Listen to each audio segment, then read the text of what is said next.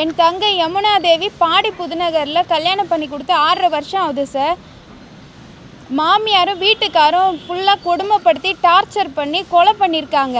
இதை பற்றி நாங்கள் 18ஆம் தேதி 1வது மாதம் கொலை பண்ணியிருக்காங்க சார். இதை பற்றி நாங்கள் V3 போலீஸ் ஸ்டேஷனில் கம்ப்ளைண்ட் கொடுத்துருக்கோம். இது வரைக்கும் எந்த விதமான நடவடிக்கையுமே எடுக்கலை சார். போஸ்ட்மார்ட்டம் ரிப்போர்ட் வந்திருக்கு, அதை கூட போய் இன்னும் வாங்காமல் இருக்கிறாங்க. இது வந்து பக்கா தற்கொலை மாதிரி சித்தரித்து அவங்க மாமியாரும் அவங்க வீட்டுக்காரும் அந்த வீட்டில் இந்த பிள்ளையை தற்கொலை மாதிரி கொண்டு போயிட்டு ஹாஸ்பிட்டலில் பாடியை ஹாஸ்பிட்டலில் எங்ககிட்ட காட்டுறாங்க. இதுக்கான நியாயம் எங்களுக்கு இது வரைக்கும் இந்நாள் வரைக்குமே கிடைக்கல.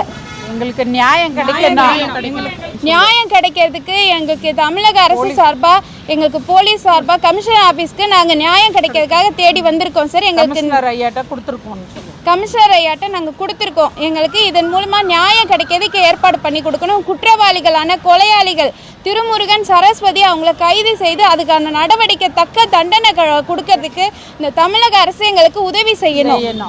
இந்த மாதிரி ஒரு கொடுமை எந்த பெண்ணுக்குமே நடக்கக்கூடாது. இது ஒரு தொடர்கதையா போய்கிட்டு இருக்கு. இது ஏதாவது ஒரு தக்க தண்டனை கிடைச்சாதான் இந்த மாதிரி மற்ற ஆண்களும் மாமியார்களும் பயப்படுவாங்க. இந்த மாதிரி நிகழ்வு இன்னொரு பெண்ணுக்கு நடக்கவே கூடாது. இது ஒரு பாடமா எடுத்துட்டு இது எங்களுக்கு நியாயம் கிடைக்க வழிவகுத்து செய்யுங்க. சட்டப்படி இன்னும் அவங்கள கூப்பிட்டு விசாரிக்க கூட இல்லை, அவங்கள நேரில் கூப்பிட்டு விசாரிக்க கூட இல்லை. இதில் எது விளையாடுதுன்னு எங்களுக்கு தெரியல. அவங்க என்ன பணபலம் தான் அவங்களுக்கு ஃபுல்லாக சப்போர்ட் பண்ணி காவல்துறையே எங்களுக்கு இன்னும் எந்த நடவடிக்கையும் எடுக்காமல் இருக்காங்க. 19ஆம் தேதி நாங்கள் அரைக்கதவு திறந்த நிலையில் தூக்கு போட்டுக்கிட்டாங்கன்னு சொல்கிறாங்க சார். பாதி கதவு திறந்த நிலையில் எப்படி சார் வீட்டுக்கு போகிறதுக்கு அந்த பிள்ளை கிளம்பி ட்ரெஸ் மாற்றி இருந்தது. அந்த ஃபேனும் அந்த கதவும் பெட்டும் 5 அடி உயரம் சார். அந்த பிள்ளை 6 அடி உயரம் இருக்குது சார். உட்கார்ந்த நிலையில் தூக்கு போட்டு தற்கொலை பண்ணி இந்த முகம் பாருங்கள். நீங்கள் தற்கொலை முகம் தூக்குப்பட்ட முகமானு பாருங்கள் சார்.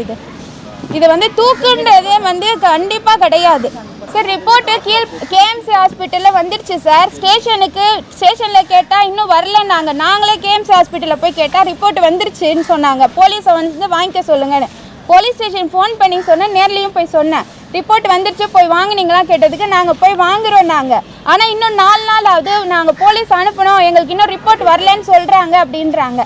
அந்த போஸ்ட்மார்ட்டம் ரிப்போர்ட்டு கூட வாங்க மாட்டாங்க சார். போய் வாங்க மாட்டாங்க. எங்களுக்கான நியாயம் இது வரைக்குமே கிடைக்கல. 20 நாள் ஆகுது சார். ஆர்டிஓ ஆஃபீஸும் சரி, இவங்க இன்ஜினியரிங் படிச்சு IT கம்பெனியில் வேலை பார்க்குறாங்க சார். மாதம் 1.5 லட்ச ரூபாய் சம்பளம் வாங்குறாங்க. இந்த புள்ள சம்பளம் எல்லாமே அவன் கணவர் அபகரிச்சுட்டு இந்த பிள்ளைக்கு செலவுக்கு கூட காசு கொடுக்கறது கிடையாது. அவனும் IT கம்பெனியில் வேலை செய்கிறான் சார். இந்த புள்ள சம்பளமே 2 வருஷம் 32 லட்ச ரூபாய் சம்பளமே வாங்கியிருக்கு. அந்த மாதிரி ஒரு நிலைமையில அவங்க அவ்வளவு டார்ச்சர் கொடுத்துருக்காங்க. வரதட்சணை கேட்டு கொடுமை கொடுத்தாங்க. இன்னமும் மேற்கொண்டு பணம் கேட்டு எங்க அப்பா இறந்து 5 மாதம் ஆகுது. எங்க அப்பாவுடைய 100 சவரன் நகை போட்டு அவங்க பணம் காசு நம்ம கிட்ட எதிர்பார்த்துக்கிட்டே தான் இருக்காங்க. சொத்தை பிரிச்சுட்டு வர சொல்லி அதுக்கான கம்ப்ளைண்ட் கொடுக்க சொல்லி இந்த பிள்ளைய வழக்கு தொடர மாதிரி இந்த பிள்ளைய டார்ச்சர் பண்ணிக்கிட்டு இப்போ இது கடைசி சூழ்நிலை பிரச்சனை இதுதான்.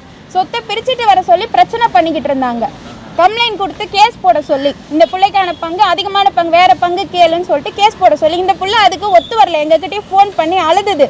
இதுதான் அப்படியே தொடர்கதையாகி ஒரு காலகட்டத்தில் பிரச்சனை அவங்களுக்குள்ள பெரிய பிரச்சனையாக போயிட்டு இருந்தது.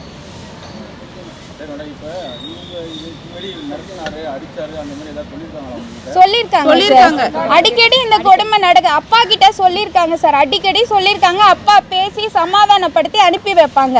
பைக் வேணும், கல்யாணம் ஆன கொஞ்ச நாளே பைக் வேணும்னு ஒரு பிரச்சனை பண்ணா 2 லட்ச ரூபாய் வரதட்சணை கொடுத்து கையில் கொடுத்து அனுப்பிச்சு வச்சாங்க. இது இடையில அப்பாவுக்கு கிட்ட இந்த பிள்ளை பேசி என்ன வேணுன்றதை அப்பாவே தனிப்பட்ட முறையில் யாருக்கும் தெரியாமல் போய் பண்ணிட்டு வருவாங்க. அப்பா இறந்தோடனே இந்த கொடுமை ரொம்ப அதிகமாயிடுச்சு. இந்த மாமியாரும் கணவரின் கொடுமை ரொம்ப அதிகமாயிடுச்சு. இவ்வளோ சொத்து இருக்காங்க.